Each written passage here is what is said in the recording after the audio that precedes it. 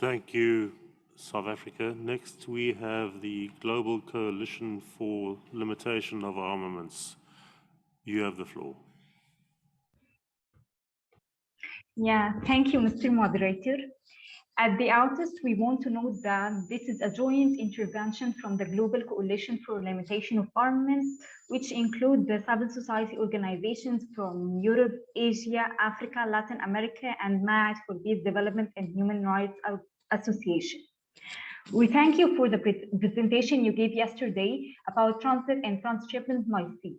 And we want to stress the importance of shedding light on the process of transferring weapons by sea, because the process of transferring weapons to conflict countries does not have any kind of controls or regulations. And we all know that the process of transferring weapons to conflict countries exacerbates conflicts, and humanity pays the price for it.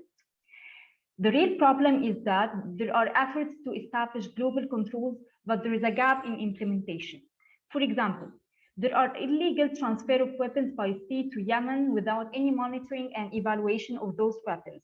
It should also be noted that the Iranian language was used on the explanatory labels affixed to the boxes of the weapons. The process of regulating these operations is complex. And during our participation in the informal consultation of the third session of the open-ended intergovernmental working groups on drafting the content of international regulatory framework, we refer to the various operations of the illegal transfer of arms control of the sea, across the sea, through private security companies, and demanded the need to engage the state parties to the Arms Trade Treaty in order to be able to define a clear operational regulatory framework and also to strengthen the international cooperation process. Mr. Moderator, we appreciate the efforts and proposals made by yesterday's side events on post-shipment controls organized by Germany, Canada, and Switzerland, in which they represented and presented practical technological efforts in the framework of the follow-up and evaluation, which can be an opportunity to exploit such points in the control and monitoring process in the operation of arms trade to countries affected by conflict.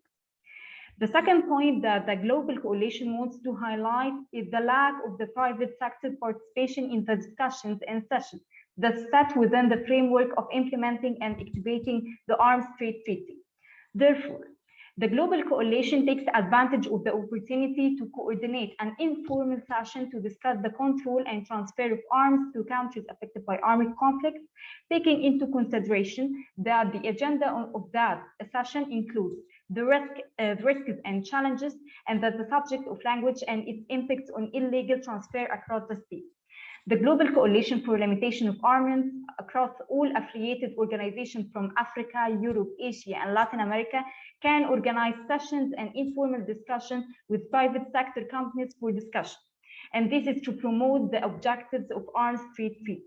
And thank you, Mr. Moderator, for giving us the floor.